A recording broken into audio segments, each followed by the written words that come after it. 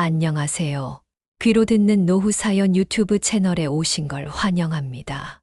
이 채널은 검은 화면으로만 보이는 오디오북 형식의 채널로서 언제 어디서든 편하게 들으실 수 있도록 준비했습니다. 추운 겨울바람이 창문을 두드리는 밤입니다. 이맘때면 가족의 정이 더욱 그리워지는 것 같아요.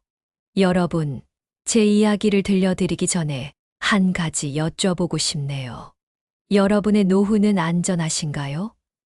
단순히 돈의 문제가 아닌 마음의 준비는 되어 있으신지. 오늘은 제가 겪은 일이 누군가에게 위로가 되길 위해서 함께 나누고자 합니다. 이야기를 들으시기 전에 구독과 좋아요를 눌러주시면 더 많은 이야기를 전할 수 있는 큰 힘이 됩니다. 이야기를 시작하겠습니다. 전라남도 순천의 작은 마을에서 살고 있는 63세 박영숙입니다. 35년간 은행에서 근무하다 은퇴한 지 3년째예요. 매일 아침 일찍 출근해서 금고를 열고 저녁 늦게까지 장부를 맞추던 시간들이 아직도 생생합니다. 고객들의 인생을 숫자로 마주하는 일이었죠. 때론 기쁜 일도, 때론 가슴 아픈 일도 많았어요. 제가 은행에 첫 발을 들인 건 1988년 23세 나이였어요. 그때는 여자가 은행원이 되는 게 쉽지 않았지만 운이 좋았죠. 첫 발령지가 동네 지점이었고 그곳에서 지금의 남편을 만났으니까요. 남편 김진호는 건설회사 현장 소장이었어요. 전국의 건설 현장을 돌아다니며 아파트, 교량, 터널을 만들었죠. 겨울엔 영하 20도의 강원도 산골짜기에서, 여름엔 40도가 넘는 아스팔트 위에서 그렇게 30년을 일했어요. 콘크리트 자국이 늘 묻어있던 그의 거친 손이 아직도 생생합니다. 결혼 초기에는 참 힘들었어요. 주말 부부로 지내야 했고 은행 일을 하면서 첫째 민수를 키워야 했죠. 다행히 친정어머니께서 많이 도와주셨어요. 시간이 흘러 둘째 미영이도 태어나고 아이들은 쑥쑥 자라났어요. 민수는 어릴 때부터 돈 계산하는 걸 좋아했어요. 용돈기 입장을 꼬박꼬박 쓰고 이자까지 계산할 정도였죠. 지금은 증권회사에서 일하고 있어요. 더 큰 돈을 만지고 싶다며 은행 대신 증권사를 선택했던 아들이었죠. 미영이는 늘 책만 보는 아이였어요. 공부도 잘했고 이제는 대학원에서 박사과정을 밟고 있네요. 은행에서 일하면서 다른 부모님들의 자녀 교육비 대출 상담을 많이 했는데 그때마다 우리 아이들이 잘 자라준 것에 감사했었죠. 그러다 어느 날 밤 남편이 사라졌어요. 온 동네를 뒤지고 다녔죠. 결국 버스터미널에서 발견됐어요. 강원도 현장에 가려고 했다나 병원 진단은 충격적이었어요. 초기 알츠하이머. 은행에서 일하면서 치매 초기 증상이 있는 어르신들을 많이 봤었는데 이제는 제 남편이 그렇게 된 거예요. 처음에는 약물 치료로 버텼어요. 한 달에 약값만 80만 원. 은행에서 일하면서 모아둔 비상금으로 충당했죠. 지점장님이 늘 하시던 말씀이 떠올랐어요. 영숙 씨, 노후 준비는 미리미리 해야 해요. 덕분에 조금이나마 준비를 해둘 수 있었지만 그것도 한계가 있었죠. 병은 점점 진행됐고 어느 날부터는 저조차 알아보지 못하게 됐어요. 이 아주머니는 누구세요? 제 부인은 20대라고요. 35년을 함께 산 아내를 모르는 사람 취급하는 남편을 보며 화장실에 숨어 울던 날이 많았어요. 남편의 기억 속에는 제가 아직 20대인 모양이에요. 젊은 시절 고생만 했던 그가 이제는 그때의 기억 속에 갇혀 살고 있는 것 같아 더욱 마음이 아팠죠. 상황이 이렇게 되자 의사 선생님께서 새로운 치료법을 제안하셨어요. 미국에서 개발된 새로운 수술법이었죠. 성공하면 병의 진행을 크게 늦출 수 있다고 했지만 비용이 5천만 원. 그 말을 듣는 순간 머리가 하얘졌어요. 은행에서 일하면서 이런 상황을 수없이 봤었죠. 부모님의 수술비를 마련하기 위해 대출 상담을 받으러 오시는 분들. 그때마다 우리 자식들은 절대 그러지 않을 거야 라고 생각했었는데, 이제 제가 그 자리에 서 있다는 게 믿기지 않았어요. 큰아들 민수에게 전화를 걸었어요. 증권회사에서 월급을 800만 원이나 받는다던 아들. 하지만 돌아온 건 한숨 섞인 변명뿐이었어요. 어머니, 이번 달에는 좀 어려울 것 같아요. 기본적으로 나가는 생활비도 있고, 최근에 주식을 좀 투자했는데, 많이 떨어지는 바람에 기다리고 있어요. 그리고 와이프한테 아이들 학원비는 꼭 줘야 하고요. 주식 투자로 묶였다나, 애들 학원비가 밀렸다나, 은행에서 일하면서 그런 말 수없이 들어봤어요. 묶였다는 건 대부분 큰 손실이 났다는 뜻이죠. 미영이도 마찬가지였어요. 어머님, 제가 지금 실험 준비 때문에 나중에 전화 드려도 될까요? 박사과정 실험이 바쁘다며 전화도 제대로 받지 않더니 수술 얘기를 꺼내자 서둘러 전화를 끊어버렸어요. 공부한다고 등록금, 생활비 대주면서 얼마나 고생했는지 그 마음을 알아줄 거라고 생각했는데 이렇게 차갑게 변할 줄은 몰랐네요. 더 가슴 아픈 건 그 다음 날이었어요. 아들 내외가 찾아와서는 이 집을 담보로 대출을 받자고 하더군요. 엄마, 지금 저희도 가지고 있는 현금이 없어서요. 그래도 급한 부분은 지금 엄마 집으로 해서 주택담보대출을 좀 많이 받을 수 있을 것 같아요. 재개발 예정이라 3년 후면 시세가 2배는 뛸 거라나. 살아계신 아버님을 두고 집값 타령이나 하는 모습을 보니 눈앞이 캄캄해졌어요. 돈, 참 무서운 것이더군요. 은행에서 일하면서 돈 때문에 가족이 등지는 모습을 수없이 봤어요. 하지만 우리 가족은 달랐으면 했는데 결국 우리도 그 길을 걷고 있었네요. 밤새 고민했어요. 창밖으로 보이는 달빛을 바라보며 생각했죠. 남편과 함께했던 30년의 세월. 자식들 뒷바라지 한다고 한 번도 제대로 된 여행 한 번 못 갔던 시간들. 그 모든 게 이렇게 끝나버리는 걸까요? 결국 다음 날 아침 은행에 갔어요. 35년간 일했던 곳에서 퇴직금으로 받은 주택연금을 담보로 대출을 신청했죠. 지점장님의 걱정 어린 눈빛이 아직도 기억나요. 자녀들에게 한번 이야기해보는 건 어떠세요? 지금 대출 받으면 이자가 계속 나갈 텐데요. 하지만 이제 더 이상 자식들에게 기대지 않기로 했어요. 수술 전날 밤 병실에서 남편의 손을 잡고 있었어요. 창밖으로 떨어지는 눈을 바라보며 생각했죠. 인생이란 게 참 더섭다고. 불과 3년 전만 해도 우리는 평범한 가정이었는데 이제는 낯선 사람이 되어버린 남편과 차가워진 자식들. 그때 수술실 앞에서 민수가 나타났어요. 뒤늦은 후회였을까요? 아들의 눈에서 눈물이 흘렀지만 이미 제 마음은 닫혀 있었어요. 은행에서 일하면서 배운 게 있다면 한 번 깨진 신용은 회복하기 어렵다는 거예요.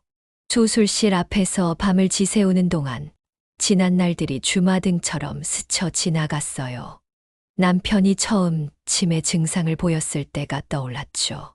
여보, 오늘 통장에서 돈 찾아와야 하는데 당신 어제도 찾으셨잖아요. 기억 안 나세요? 내가... 아니, 난 안 찾았는데. 그때는 단순히 나이 들면서 생기는 건망증인 줄 알았어요. 하지만 시간이 갈수록 증상은 심각해졌죠. 어느 날은 진료를 마치고 나오는 길에 남편이 갑자기 발걸음을 멈추더니 말했어요. 저기, 당신한테 미안한데 나 지금 어디 가는 거예요? 방금 병원에서 나왔잖아요. 병원. 아, 그래요? 그 순간 제 마음이 어떻했는지. 35년간 은행에서 일하면서 수많은 사람들의 통장을 관리했지만 정작 우리 가족의 행복은 지키지 못하는 것 같아 너무 서글펐어요. 어느 날은 새벽에 일어나 보니 남편이 작업복을 입고 있더군요. 여보, 이제 현장 가봐야 해요. 오늘 콘크리트 타설하는 날이라. 그 말을 듣는 순간 눈물이 왈칵 쏟아졌어요. 지난번처럼 계속해서 현장에 간다고 하는 거예요. 퇴직한 지 3년이나 지났는데요. 이러한 상황은 일주일에 한 번씩 계속 일어났어요. 아직도 현장에 가려고 하다니. 수술비 마련을 위해 아들에게 연락했을 때의 일도 떠올랐어요. 민수야, 아버지 수술비가 필요한데. 어머니, 저희도 지금 형편이 빠듯해서요. 그때 뒤에서 들리던 며느리의 목소리가 아직도 귓가에 맴돌아요. 여보, 그 돈이면 우리 애들 영어 유치원도 보낼 수 있잖아. 그 말을 들었을 때의 충격이란, 은행에서 일하면서 비슷한 상황의 고객들을 많이 봤지만 내 자식이 그렇게 변할 줄은 몰랐어요. 딸 미영이에게 전화했을 때도 마찬가지였죠. 미영아, 아버지가.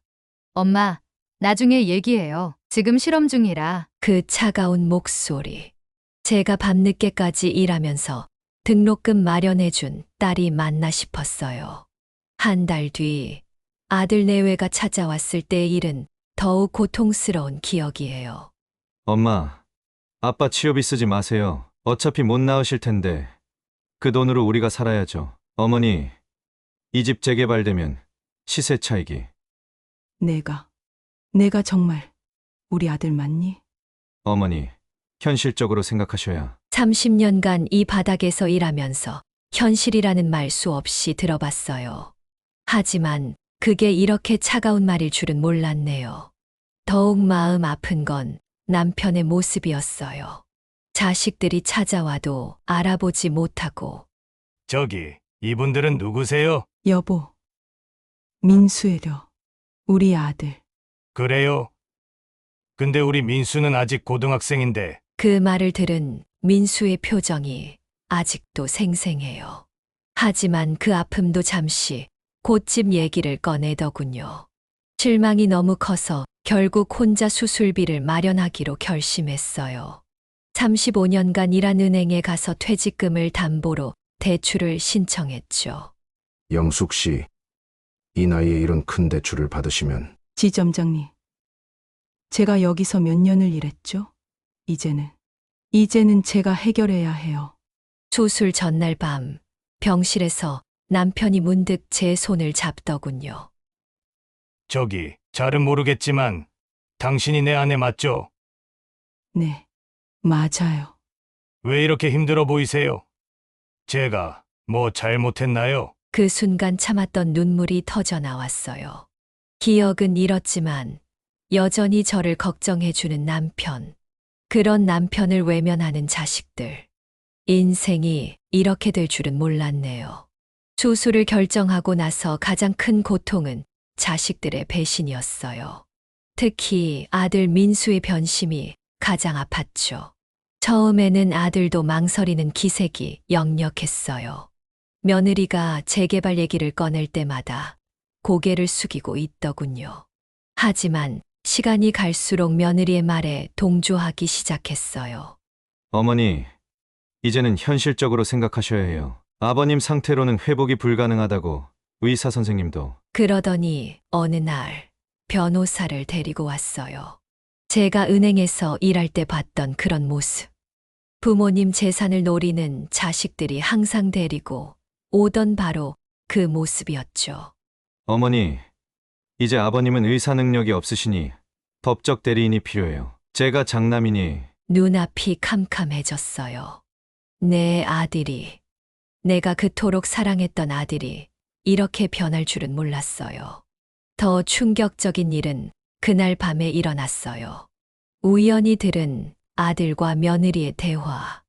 여보, 이제 어머님도 설득하셨으니까 빨리 서류 처리해야 해요. 재개발 시작되면 집값이 2배는 뛸 텐데. 알아. 근데 마음이 좀 그래. 당신도 참, 이럴 때 마음 약해지면 안 돼요. 어차피 아버님은 돌아가실 거고, 그 돈이면 우리 애들 유학도 보낼 수 있잖아요. 그래, 내 말이 맞아. 그 순간 가슴이 찢어지는 것 같았어요.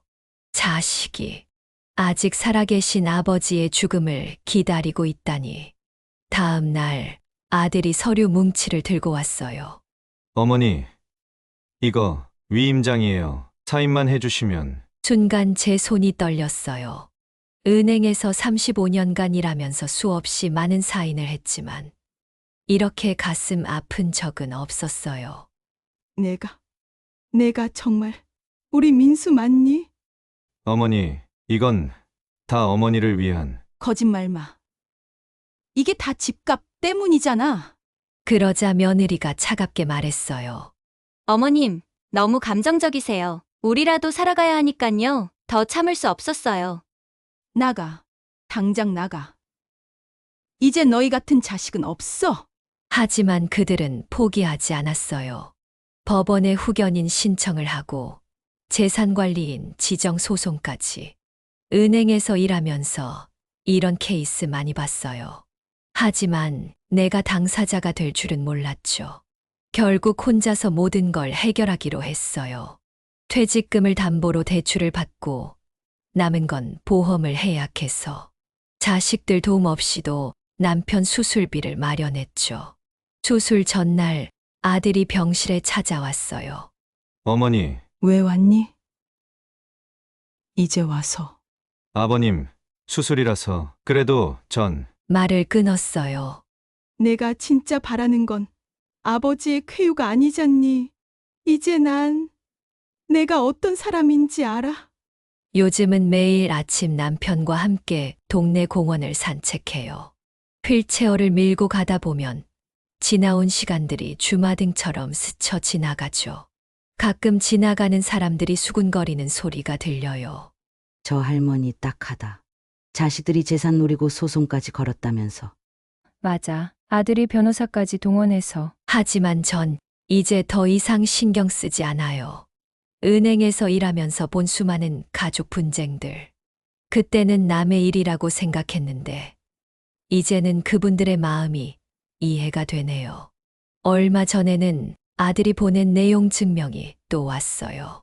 집을 담보로 대출받은 것에 대해 법적 책임을 묻겠다는 내용이었죠. 며느리가 자문하는 법무법인의 변호사를 통해서였을 거예요. 어머님, 이러시면 안 됩니다. 아버님의 재산을 임의로 처분하시면. 웃기죠. 남편 수술비 마련하는 게 재산 낭비라고. 차라리 요양원에 모시고 집을 팔자고. 은행에서 일할 때는 몰랐어요. 숫자로만 보이던 통장 잔고가 실제로는 가족의 진짜 모습을 보여주는 거울이라는 걸. 돈 앞에서 자식이 어떻게 변하는지를 여실히 보여주는 모습이었어요. 어제는 미영이에게서 문자가 왔어요. 엄마, 아빠는 좀 어떠세요? 곧 졸업 논문 발표라. 답장하지 않았어요. 이제는 그런 형식적인 안부마저 의미가 없더군요. 아버지의 수술비는 외면하면서 등록금은 당연하게 받아갔던 딸. 대신 요즘은 남편과 더 많은 시간을 보내려고 해요. 비록 그가 저를 완전히 알아보지는 못해도 그래도 가끔 맑은 정신이 돌아오실 때면 제 손을 잡고 이렇게 말씀하시죠. 고마워요. 이렇게 있어줘서. 그 한마디가 저를 살게 해요. 자식들의 배신으로 무너질 뻔한 제 삶을 남편의 그 따뜻한 한마디가 다시 일으켜 세워주는 것 같아요. 얼마 전에는 노인정에서 만난 할머니들과 이야기를 나눴어요. 다들 비슷한 사연을 갖고 계시더군요. 영숙 씨, 우리 애들도 다 그래. 재개발 된다고 집 팔아서 요양원 가라고. 돈만 보면 눈이 뒤집혀서. 그분들의 이야기를 들으며 깨달았어요. 노후 준비가 꼭 돈만은 아니라는 걸. 35년간 은행에서 일하며 사람들의 통장을 관리했지만 정작 가장 중요한 건 마음의 통장이었다는 걸. 지금 제 통장에는 많은 돈이 남아있지 않아요.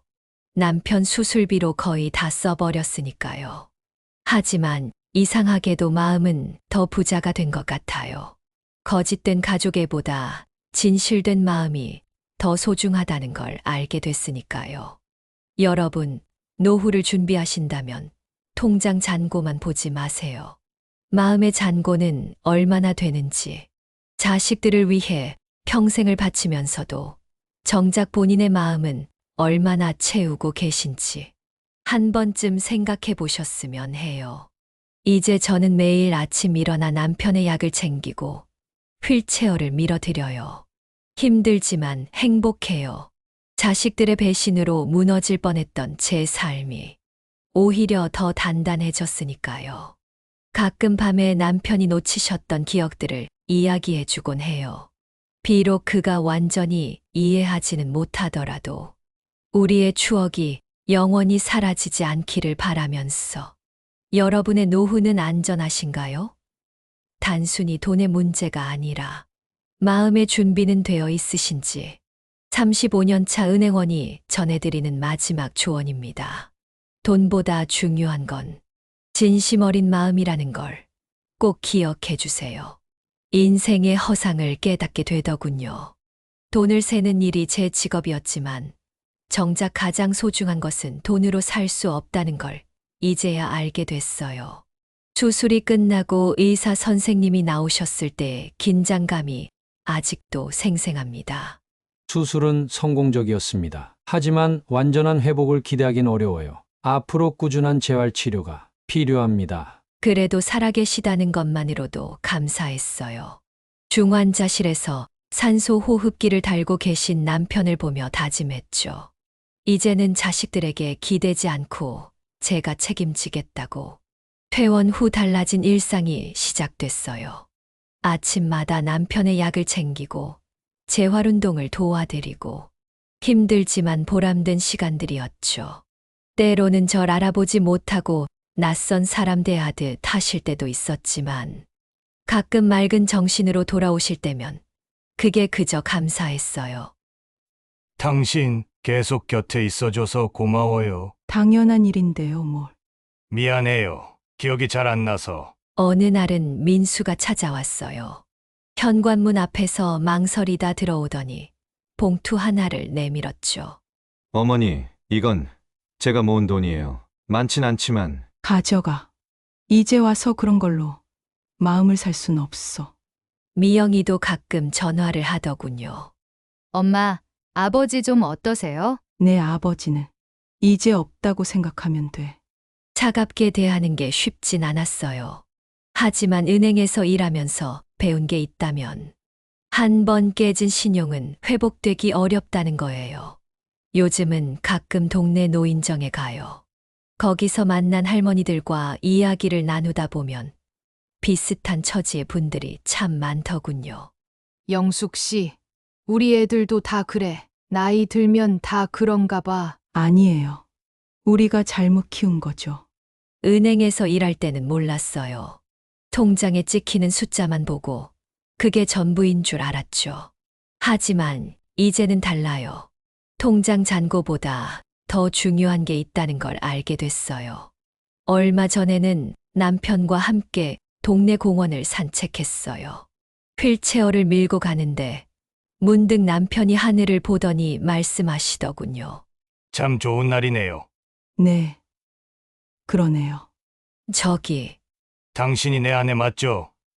네, 고마워요. 이렇게 있어줘서. 눈물이 났어요.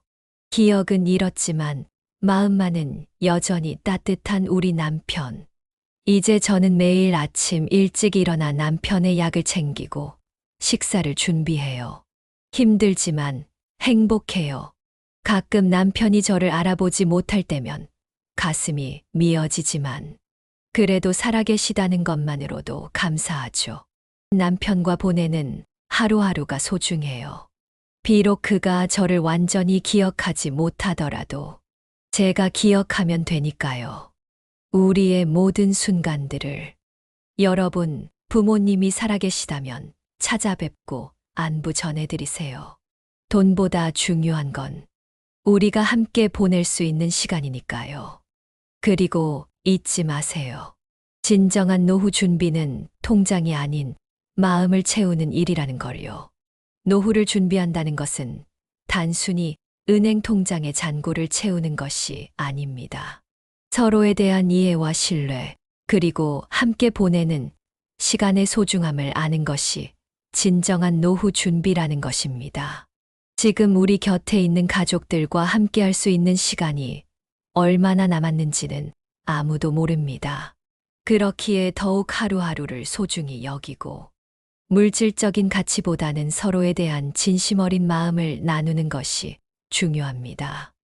이것이 제가 35년간의 은행 생활을 통해 깨달은 그리고 우리에게 전하고 싶은 가장 소중한 인생의 교훈일 것입니다.